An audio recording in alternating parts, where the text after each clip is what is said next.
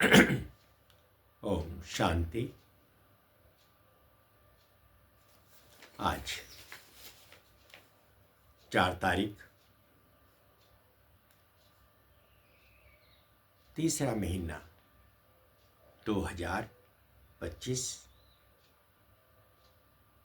प्रातः मुरली ओम शांति। बाप दादा बोले, मीठे बच्चे, जिन्होंने शुरू से भक्ति की है, 84 जन्म लिए हैं, वे तुम्हारे ज्ञान को बड़ी रुचि से सुनेंगे, इशारे से समझ सकेंगे।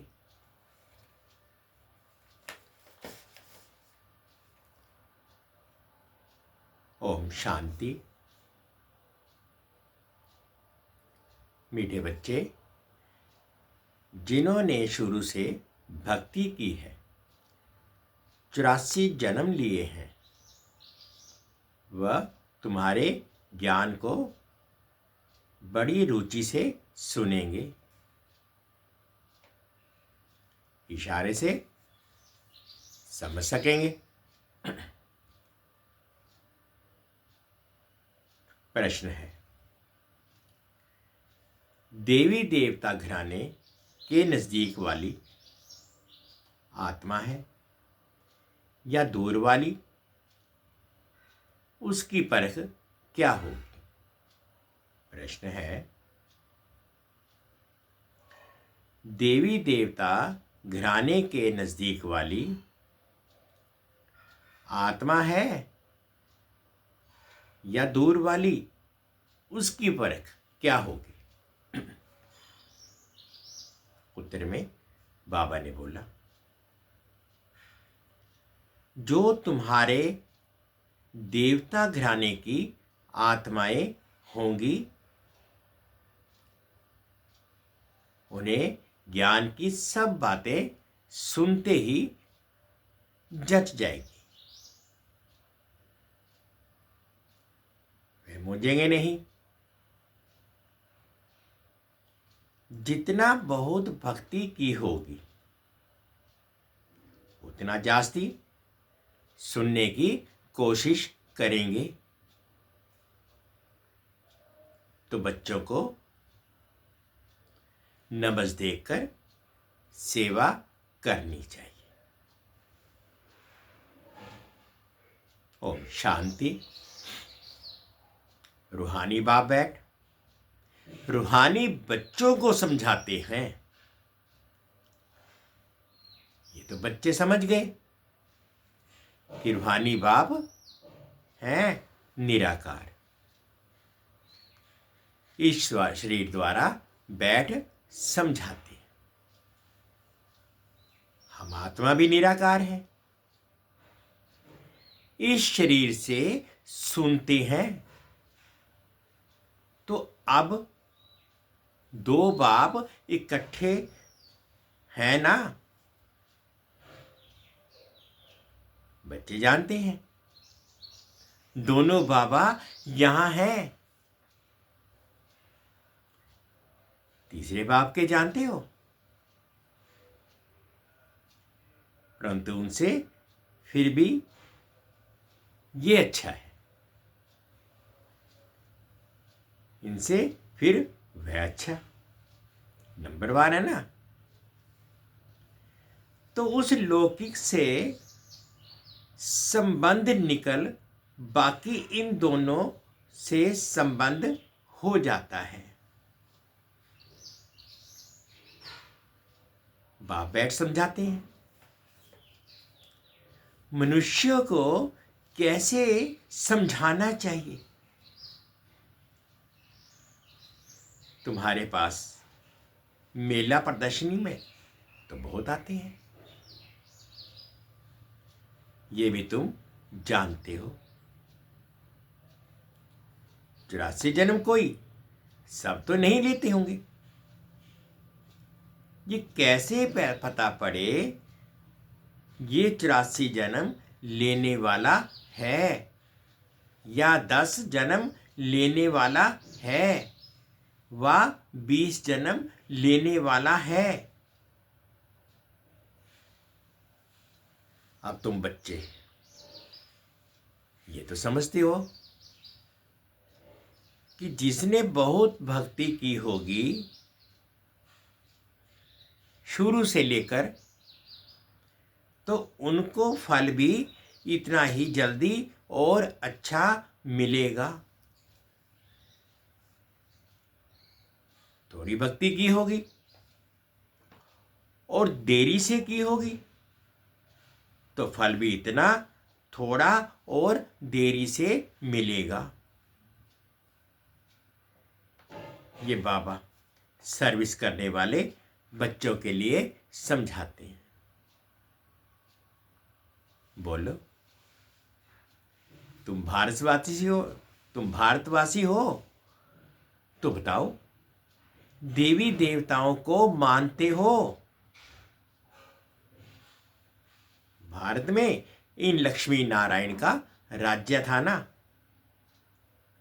जो 84 जन्म लेने वाला होगा। शुरू से भक्ति की होगी, वह झट समझ जाएगा। बराबर आदि सनातन देवी देवता धर्म था। रुचि से सुनने लग पड़ेंगे। कोई तो ऐसे ही देखकर चले जाते हैं, कुछ पूछते भी नहीं, जैसे कि बुद्धि में बैठता नहीं। तो उनके लिए समझना चाहिए ये अभी तक यहां का नहीं है, आगे सगर चल समझ भी लेवे। कोई का समझाने से झट कांध हिलेगा।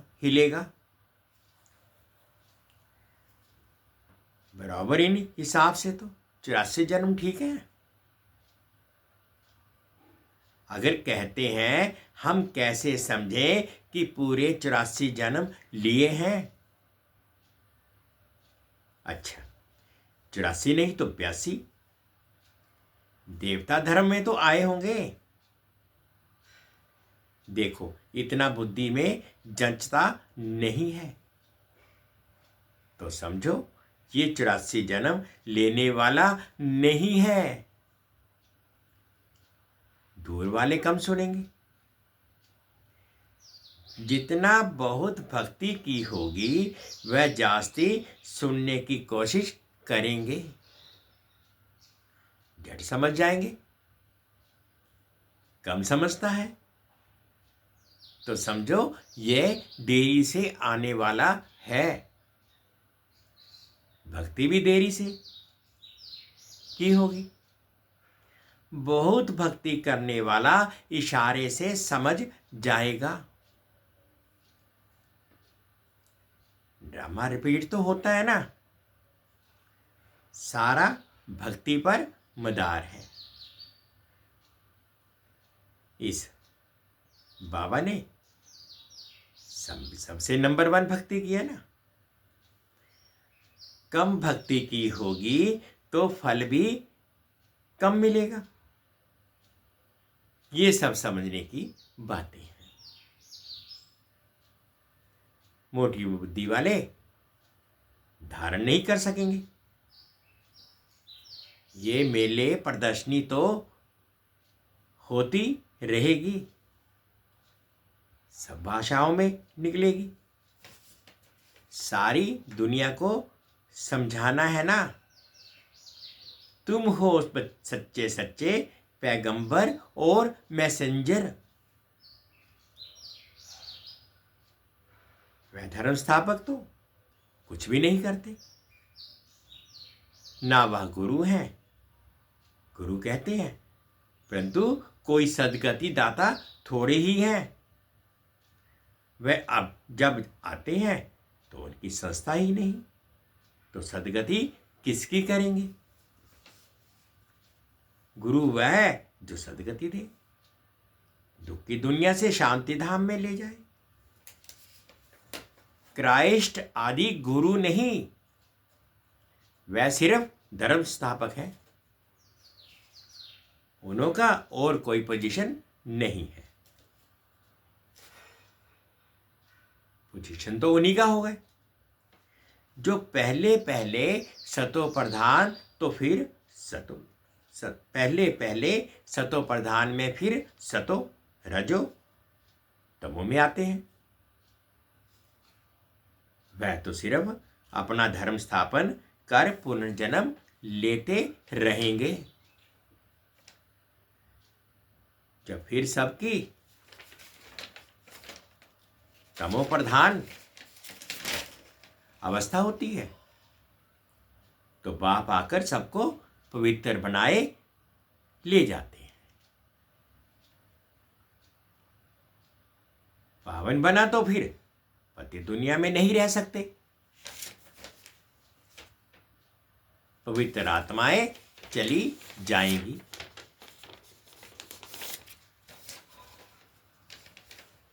मुक्ति में पवित्र आत्माएं चली जाएंगी मुक्ति में, फिर जीवन मुक्ति में आएंगी।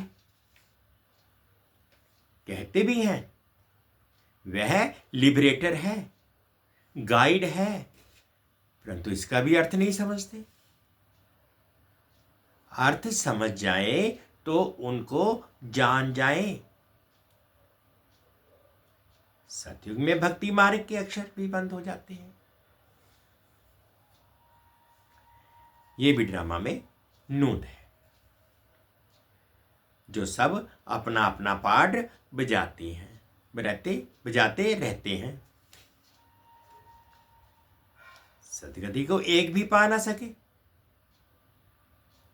अभी तुमको ये ज्ञान मिल रहा है। बाप भी कहते हैं मैं कल्प के संगम युगे आता हूं।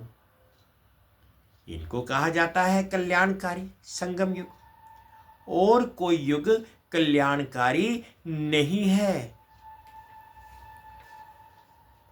सतयुग त्रेता के संगम का कोई महत्व नहीं। सूर्यवंशी पास्ट हुए, फिर चंद्रवंशी राज्य चलता है, फिर चंद्रवंशी से वैश्यवंशी बनेंगे तो चंद्रवंशी पास्ट हो गए। उनके बाद क्या बने वह पता ही नहीं रहता है।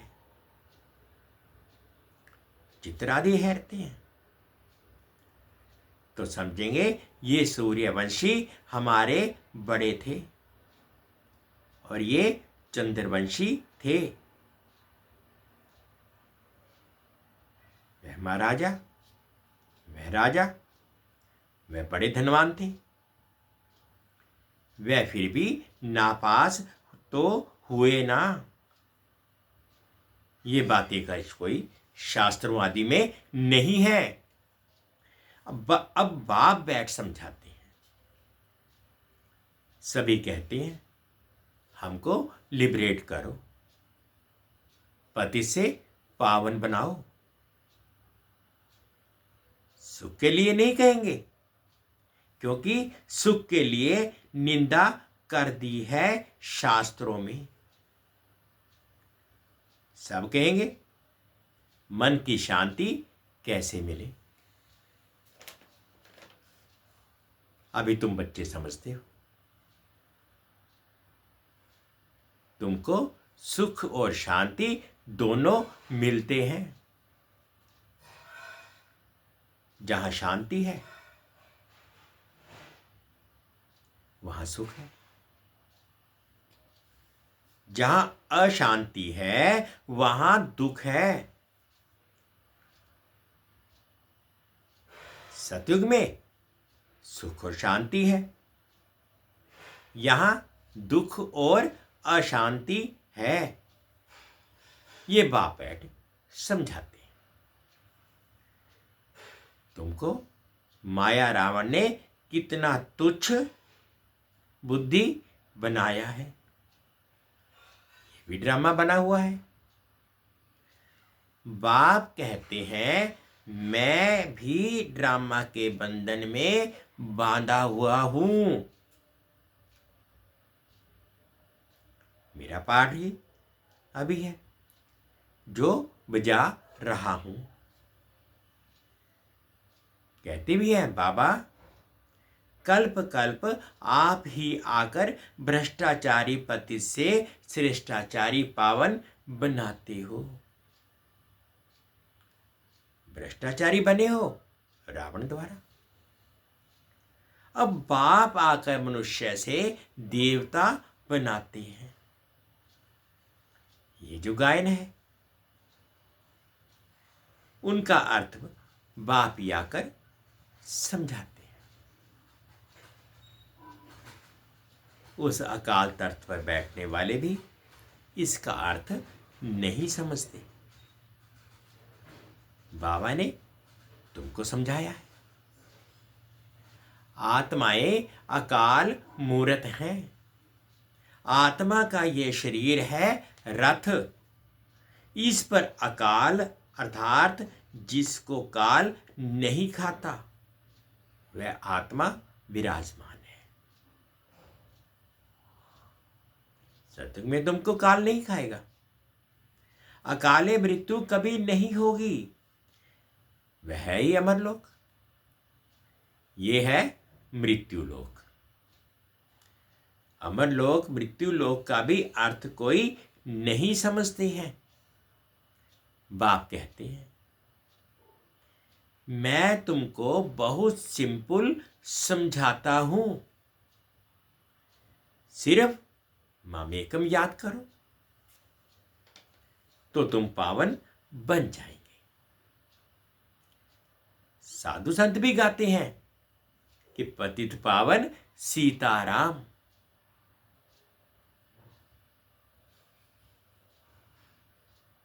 सच तो कभी छिप नहीं सकता। तुम जानते हो अभी पतित पावन बाप आया हुआ है। हमें रास्ता बता रहे हैं। कल पहले भी कहा था अपने को आत्मा समझ मामेकम याद करो तो तुम सतो प्रधान बन जाएंगे। तुम सब आशिक हो मुझ माशूक के। वे आशिक माशूक तो एक जन्म के लिए होते हैं। तुम जन्म जन्मांतर के आशिक हो।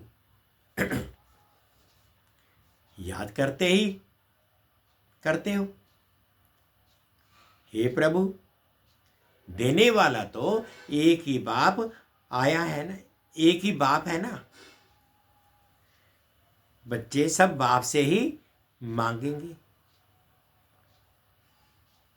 आत्मा जब दुखी होती है तो बाप को याद करती है। सुख में कोई याद नहीं करते, दुख में याद करते हैं। बाबा आकर सदगति दो। जैसे गुरु के पास जाते हैं हमको बच्चा दो। अच्छा बच्चा मिल गया तो बहुत खुशी होगी। बच्चा नहीं हुआ तो कहेंगे ईश्वर की भावी। ड्रामा को तो वह समझते ही नहीं। अगर वह ड्रामा कहे तो फिर सारा मालूम होना चाहिए। तुम ड्रामा को जानते हो?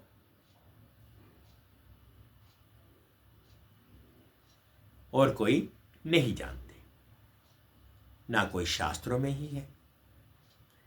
ड्रामा माना ड्रामा। उनके आदि मध्य अंत का पता होना चाहिए। बाप कहते हैं 5-5 हजार बाद साल के 5-5 हजार वर्ष बाद आता हूं। ये 4 युग का बिल्कुल इक्वल है। स्वास्थ्य का भी महत्व है ना। खाता जो बनाते हैं तो उसमें स्वास्थ्य का बनाते हैं। ये भी खाता है ना। हमारा फायदा कैसे होता है, फिर घाटा कैसे पड़ता है? घाटा पड़ते पड़ते अभी पूरा घाटा पड़ गया है। ये हार जीत का खेल है। पैसा है और हेल्थ भी है तो सुख है। पैसा है, हेल्थ नहीं तो सुख नहीं। तुमको हेल्थ वेल्थ दोनों देता हूं तो हैप्पीनेस है ही। जब कोई शरीर छोड़ता है तो मुख से तो कहते हैं फलाना स्वर्ग पधारा, लेकिन अंदर दुखी होते रहते हैं। इसमें तो और ही खुश होना चाहिए। फिर उनकी आत्मा को नरक में क्यों बुलाते हो? कुछ भी समझ नहीं। अभी बाप आकर ये सब बातें समझाते हैं। बीज और झाड़ का राज समझाते हैं।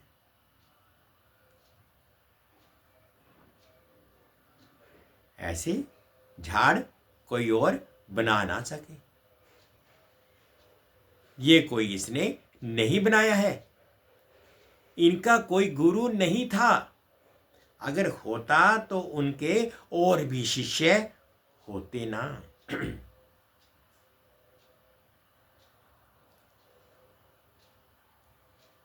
मनुष्य समझते हैं इनको कोई गुरु ने सिखाया है। या तो कहते परमात्मा की शक्ति प्रवेश करती है। अरे परमात्मा की शक्ति कैसे प्रवेश करेगी? बेचारे कुछ भी नहीं जानते। बाप खुद बैठ बताते हैं। मैंने कहा था मैं साधारण बूढ़े तन में आता हूं, आकर तुमको पढ़ाता हूं। ये भी सुनते हैं। अटेंशन तो हमारे ऊपर है।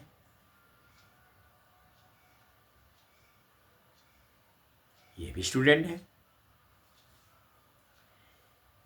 ये अपने को और कुछ नहीं कहते। प्रजापिता सो भी स्टूडेंट है। भले इसने विनाश भी देखा परंतु समझा कुछ भी नहीं। आहिस्ते आहिस्ते समझते गए, जैसे तुम समझते जाते हो। बाप तुमको समझाते, बीच में यह भी समझते जाते हैं, पढ़ते रहते हैं। हर एक स्टूडेंट पुरुषार्थ करेंगे पढ़ने का। ब्रह्मा विष्णु शंकर तो है ही सूक्ष्म वतन वासी। उन्हों क्या पाठ है ये भी कोई नहीं जानते। बाप हर एक बात आपे ही समझाते हैं। तुम प्रश्न कोई नहीं पूछ नहीं सकते। ऊपर में है शिव परमात्मा, फिर देवताएं, उनको मिला कैसे सकते हैं? उनको मिला कैसे सकते हैं? अभी तुम बच्चे जानते हो। बाप इसमें आकर प्रवेश करते हैं, इसलिए कहा जाता है बाप दादा। बाप अलग है, दादा अलग है। बाप शिव, दादा ब्रह्मा है। वर्षा शिव से मिलता है इन द्वारा। ब्राह्मण हो गए ब्रह्मा के बच्चे। बाप ने एडॉप्ट किया है ड्रामा के प्लान अनुसार। बाप कहते हैं नंबर 1 भक्त यह है। 84 जन्म भी इसने ही लिए हैं। सांवरा और गोरा भी इनको कहते हैं। श्री कृष्ण सतयुग में गोरा था, कलयुग में सांवरा है। पतित है ना, फिर पावन बनते हैं। तुम भी ऐसे बनते हो। ये है आयरन एज्ड वर्ल्ड, वह गोल्डन एज्ड वर्ल्ड। सीढ़ी का किसको पता नहीं है। जो पीछे आते हैं वे 84 जन्म थोड़े ही लेते होंगे, वे जरूर कम जन्म लेंगे।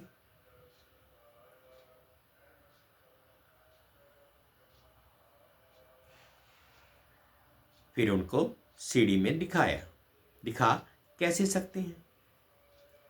बाबा ने समझाया है सबसे जास्ती जन्म कौन लेंगे, सबसे कम जन्म कौन लेंगे। ये है नॉलेज। बाप ही नॉलेजफुल पतित पावन है। आदि मध्य अंत की नॉलेज सुना रहे हैं।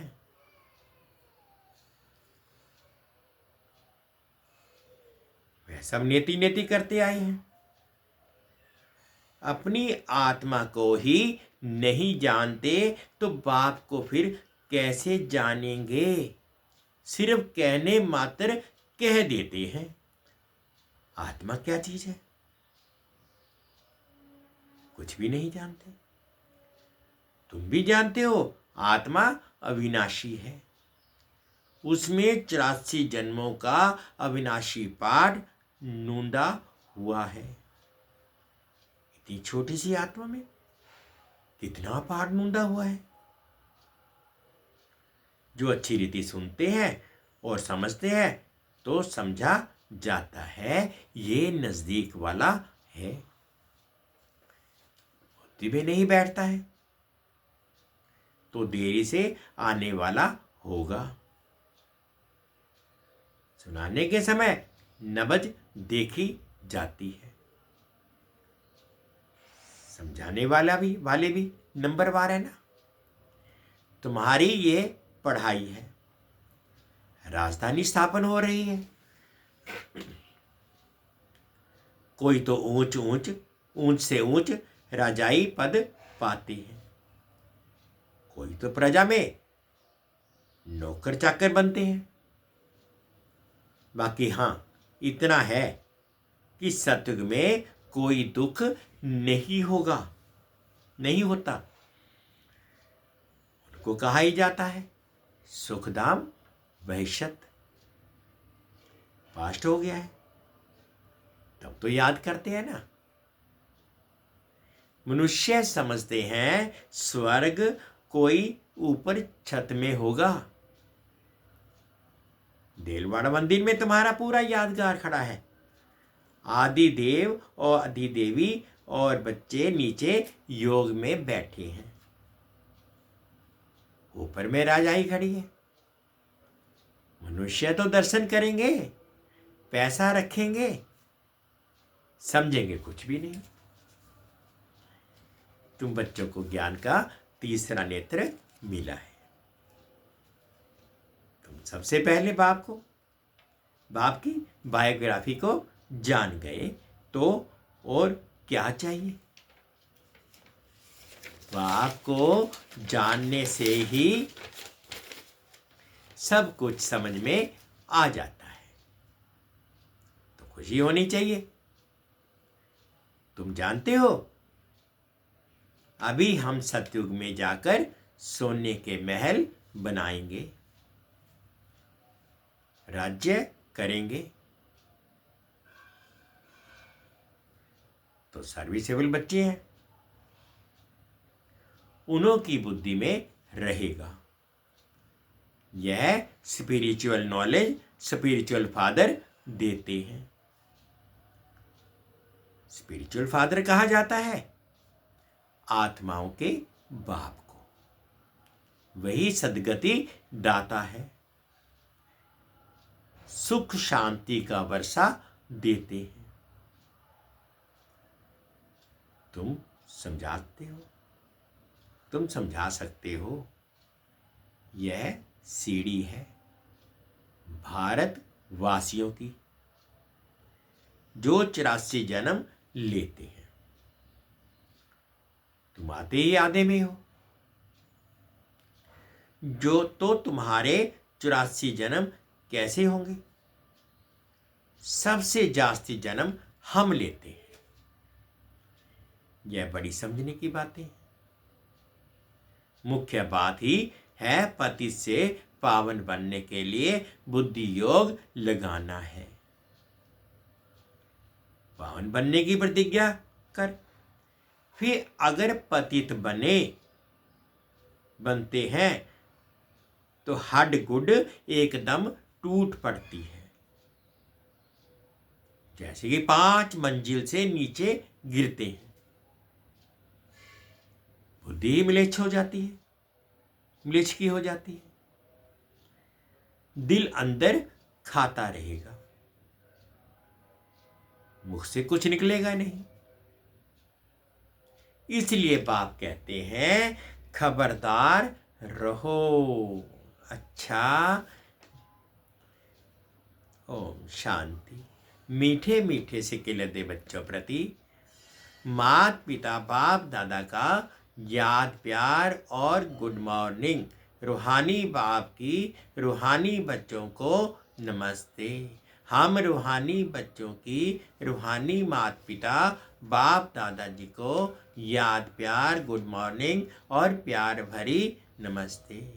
ओम शांति, ओम शांति। शुक्रिया बाबा, शुक्रिया। धारणा के लिए मुख्य सार में फर्स्ट पॉइंट में बाबा ने बोला इस ड्रामा को यथार्थ रीति समझ माया के बंधनों से मुक्त होना है। स्वयं को अकाल मूर्त आत्मा समझ बाप को याद करना है, पावन बनना है। सेकंड पॉइंट में बाबा ने बोला सच्चा सच्चा पैगंबर और मैसेंजर बनकर सबको शांति धाम और सुख धाम का रास्ता बताना है। इस कल्याणकारी संगम युग पर सभी आत्माओं का कल्याण करना है।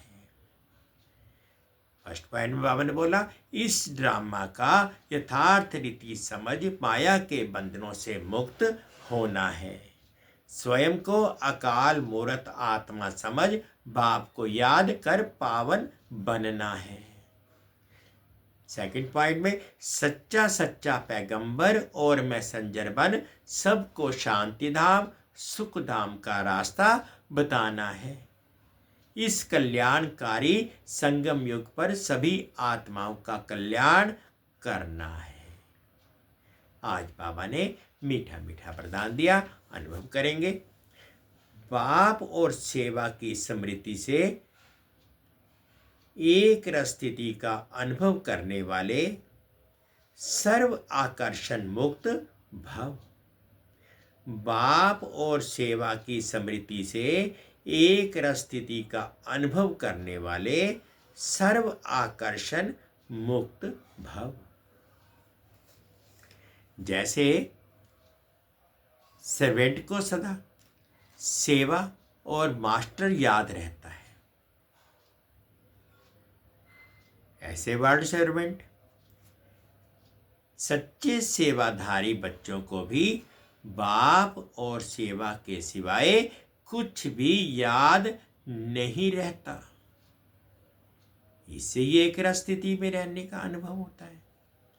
उन्हें एक बाप के रस के सिवाय सब रस नीरस लगते हैं। एक बाप के रस का अनुभव होने के कारण कहाँ भी आकर्षण नहीं जा सकती। ये एक स्थिति का तीव्र पुरुषार्थ ही सर्व आकर्षणों से मुक्त बना देता है। यही श्रेष्ठ मंजिल है। जैसे सर्वेंट को सदा सेवा और मास्टर याद रहता है, ऐसे वर्ल्ड सर्वेंट सच्चे सेवाधारी बच्चों को भी बाप और सेवा के सिवाय कुछ भी याद नहीं रहता। इससे ही एक स्थिति में रहने का अनुभव होता है। उन्हें एक बाप के रस के सिवाय सब रस नीरस लगते हैं। एक बाप के रस का अनुभव होने के कारण कहां भी आकर्षण नहीं जा सकती। यह एक स्थिति का तीव्र पुरुषार्थ ही सर्व आकर्षणों से मुक्त बना देता है।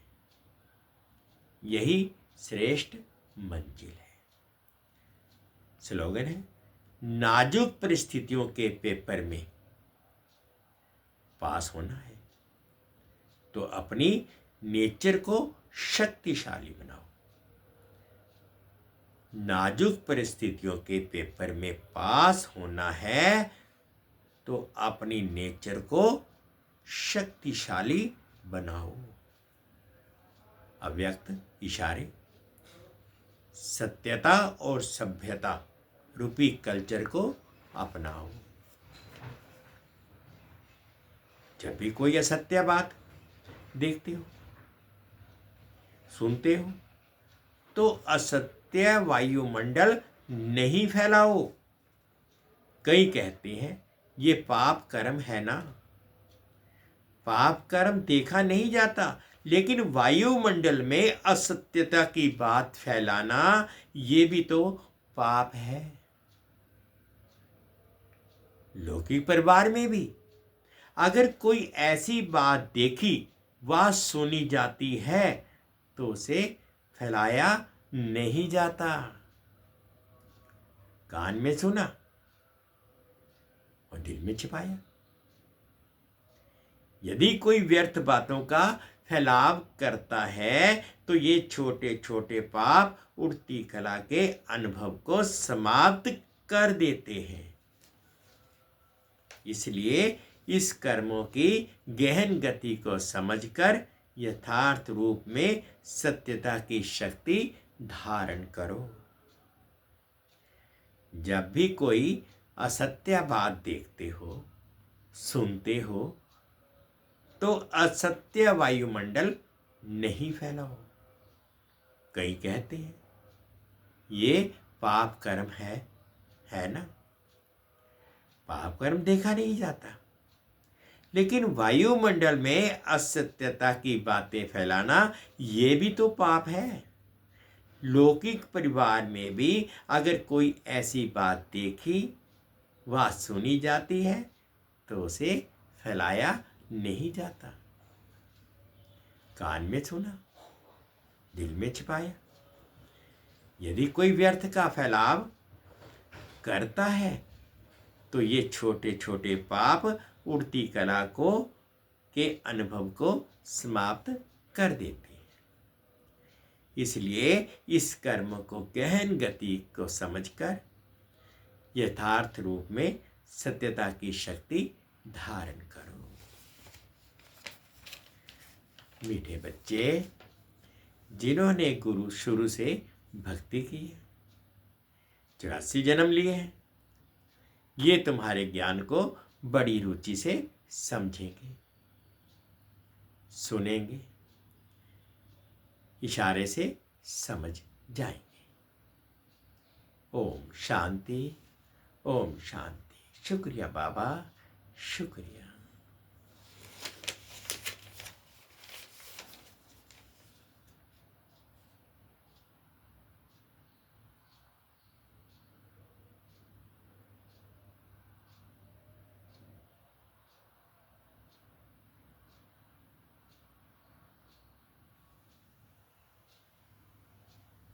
मैं आत्मा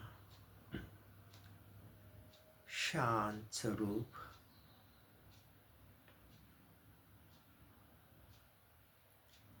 बिल्कुल वायुमंडल को शांति के साथ अनुभव कर रही हूँ।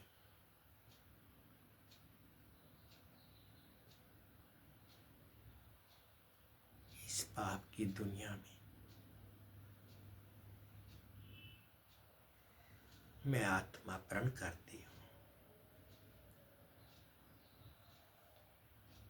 कोई भी असत्यता की बात,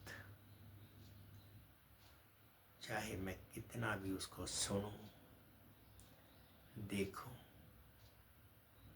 लेकिन मुझ आत्मा के द्वारा कोई भी असत्यता की बात ना फैलानी है, बस दिल में छिपा करके खत्म कर देनी है। मैंने वायुमंडल को पवित्र बनाना है, खुशनुमा बनाना है।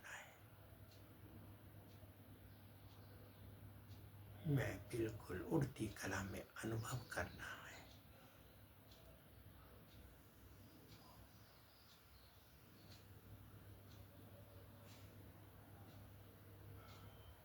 ओम शांति।